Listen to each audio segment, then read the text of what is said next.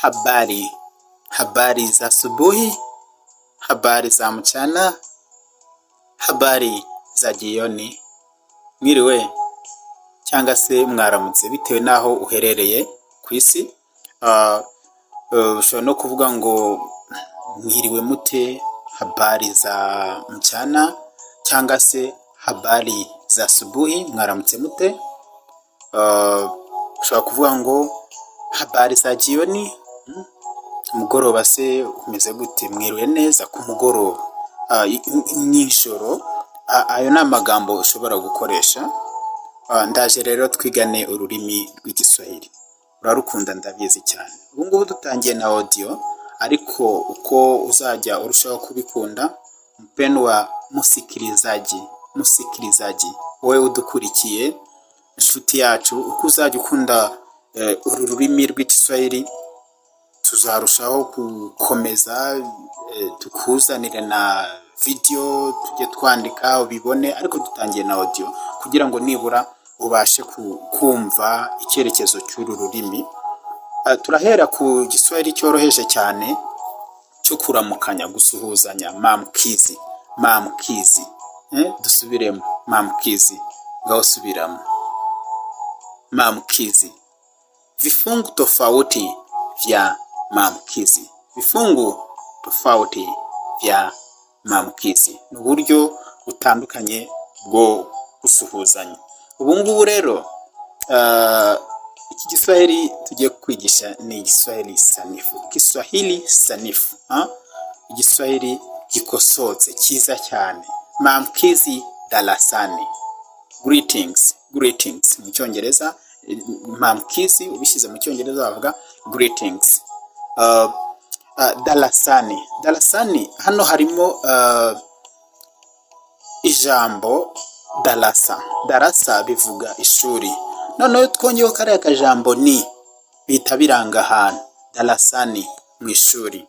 Darasa ishuri, darasani mu ishuri. Mu ishuri habamo mwarimu, hakabamo n'umunyeshuri. Mwalimu. Mu Giswahili mwalimu n'ubundi yitwa mwalimu. Subiramo. Mwalimu.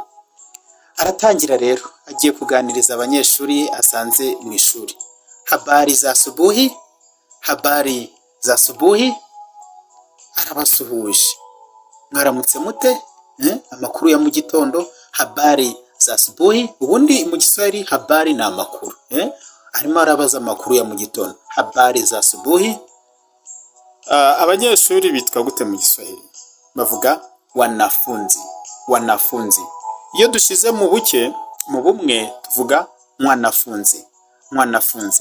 Mwanafunzi ni umunyeshuri, ariko wanafunzi ni abanyeshuri, bigiye mu bwinshi.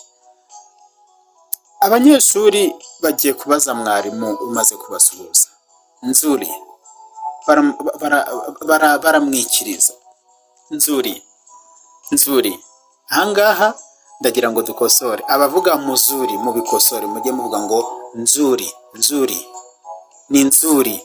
Shikamo mwalimu. Iri jambo shikamo ryanditse mu buryo o zisoza ari ebyiri. O zisoza iri jambo ni ebyiri. Niyo mpamvu tuvuga ngo shikamo mwalimu. Shikamo ni ijambo ukoresha mu Kiswahili uri gusuhuza umuntu ugukuriye, ukurusha imyaka, mu buryo bwo kumwuba. Shikamo mwalimu. Mwalimu nawe arasubiza. Mwalimu. Marahaba. Iyo umuntu akubwiye ngo shikamo mu Kiswahili, uramusubiza ngo marahaba. Mimi ni mwalimu. Mimi. Njyewe. Ai. Mimi ni mwalimu. Ni hariya ni kuba. Mimi ni mwalimu. Mimi ni nani? Aravuga ngo ndi mwarimu, ariko agahita anabaza ngo ndinde. Arashaka ko basubiramo ibyo ababajije. Mimi ni mwalimu. Mimi ni nani? Ndinde njyewe. Mimi ni nani? Abanyeshuri twamaze kubona ko bitwa gute? Bitwa gute? Wanafunzi na abanyeshuri barasubiza ngo wewe ni mwalimu. Bishatse kuvuga ngo wowe uri mwarimu, wowe uri mwarimu. Ubwo tubonye mimi, wewe, njyewe, wowe. Wewe ni mwarimu, wowe uri mwarimu. Mwarimu agiye gusubiramo nanone, arabasubiza. Mwalimu: vizuri, wewe ni Kamariza. Afashe izina ry'umunyeshuri, urugero rw'izina Kamariza. Vizuri, wewe ni Kamariza. Vizuri nuko mbega byiza, ni byiza. Vizuri ni byiza, wewe ni Kamariza. Arita asubiramo n'izina rye Kamariza, anamuriza, aramubaje Kamariza. Kamariza arasubiza, aravuga ati abe, abe, abe, abe. Arasubije ijambo abe. Kamariza abe. Ni gutyo mu Giswahili twitaba cyangwa se twikiriza. Mwalimu, mwalimu, mwalimu: wewe ni nani? Wewe ni nani? Kamariza: mimi ni mwanafunzi, mimi ni mwanafunzi. Ati jewe ndi umunyeshuri, ndi umunyeshuri. Mimi ni mwanafunzi. Dukomeze. Mwalimu, muri iki kiganiro cya mwalimu n'abanyeshuri, mwalimu arakomeza. Mwalimu: ninyi wote ni wanafunzi, ninyi wote ni wanafunzi. Ninyi ni nani? Ninyi wote ni wanafunzi. Ninyi ni nani? Mwese muri abanyeshuri. Noneho ahagarare gatoya. Mwe muri bande? Ahita babaza kugira ngo yumve ko babisubiramo neza. Natwe dufatanye gusubiramo. Wanafunzi, wanafunzi, abanyeshuri, tubaye abanyeshuri natwe twese. Wanafunzi: sisi ni wanafunzi, sisi ni wanafunzi. Twebwe turi abanyeshuri, twebwe turi abanyeshuri. Sisi ni wanafunzi. Umunyeshuri umwe ni mwanafunzi. Iyo babaye babiri cyangwa benshi tuvuga wanafunzi. Sisi ni wanafunzi. Mwalimu, mwalimu n'umunyeshuri. Mwalimu ni mwalimu. Angaha mwalimu agiye kuvuga nanone. Ninyi wanafunzi hamujambo, hamujambo, hamujambo. Mumeze neza? How are you doing? Mumeze neza? Are you doing well? Mumeze neza? Ninyi wanafunzi hamujambo, hamujambo. Ni ijambo ryiza ry'Igiswahili ushobora kubaza umuntu hamujambo, ariko yari umwe uravuga ngo haujambo, haujambo cyangwa se ujambo. Hamujambo hano ni mu bwinshi, yari benshi.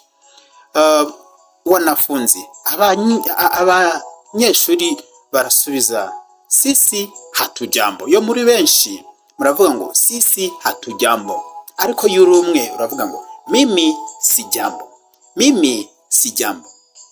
Mwarimu arakomeza. Je, aka ni akajambo keza k'Igiswahili nkunda, nawe wagakunda. Je, musoni hajambo? Je, musoni hajambo? Afashe urugero rw'undi munyeshuri witwa Musoni.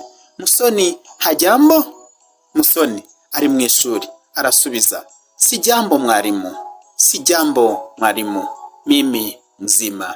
Si jambo mwalimu, mimi mzima. Mwalimu, nta kibazo mfite, meze neza, ndumva meze neza. Si jambo mwalimu, mimi mzima. Dukomeze. Mwalimu, mwalimu ndi kuvuga mu Kiswahili ariko nkavangamo n'Ikinyarwanda. Mwalimu, katika Kiswahili, lugha ya Kiswahili tunasema mwalimu, mwalimu. Ninyi wote wazima? Ninyi wote wazima? Mwese mumeze neza? Nta kibazo mufite? Mwese mumeze neza? Wanafunzi, abanyeshuri mwamaze kubyumva, twabivuze kenshi. Wanafunzi: sisi wote wazima, sisi wote wazima. Mwalimu: vizuri.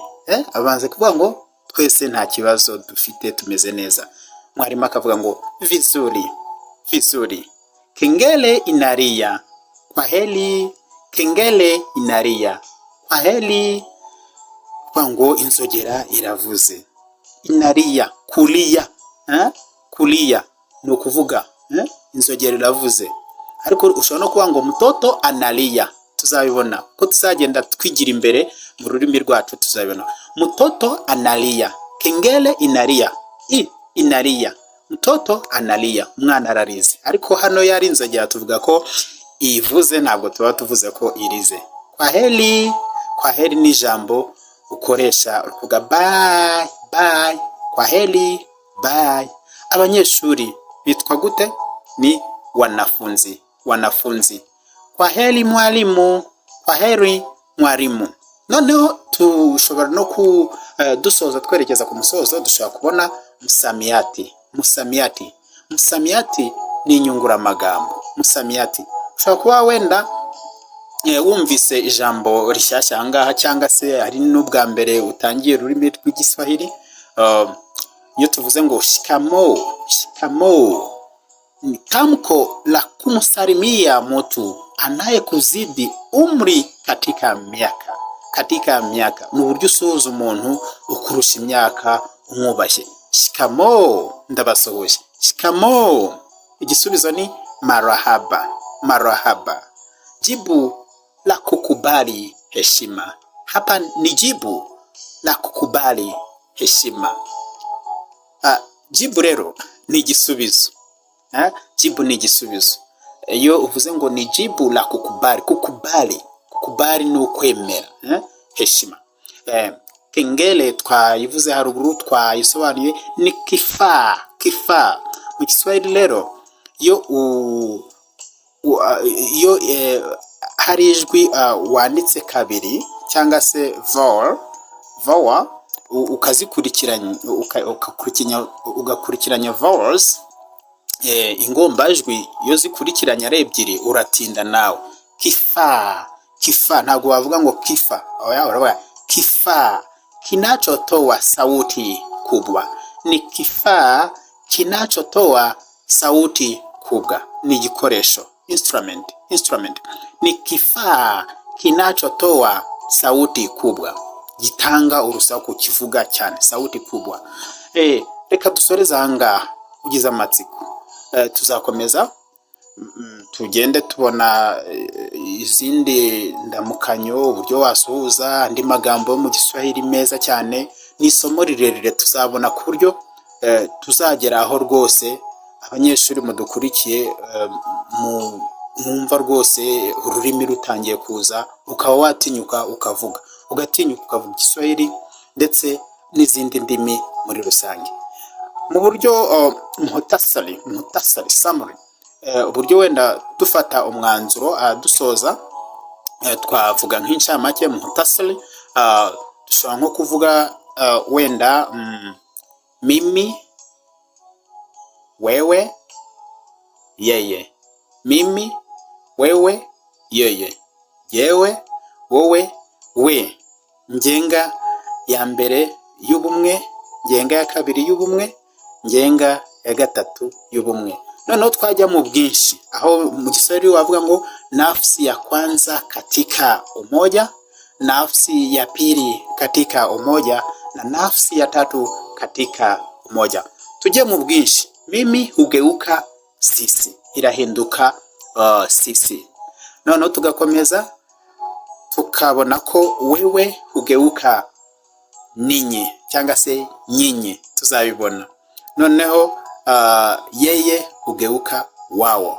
Sisi, ninyi, wao. Sisi, ninyi, wao. Reka mbakumbuze. Dufate urugero rw'inshinga mu Kiswahili. Mu rurimi rw'Igiswahili dufate urugero rw'inshinga. Gukunda, kupenda. Mimi ninapenda. Wewe unapenda. Yeye anapenda. Sisi tunapenda. Ninyi mnapenda. Wao wanapenda.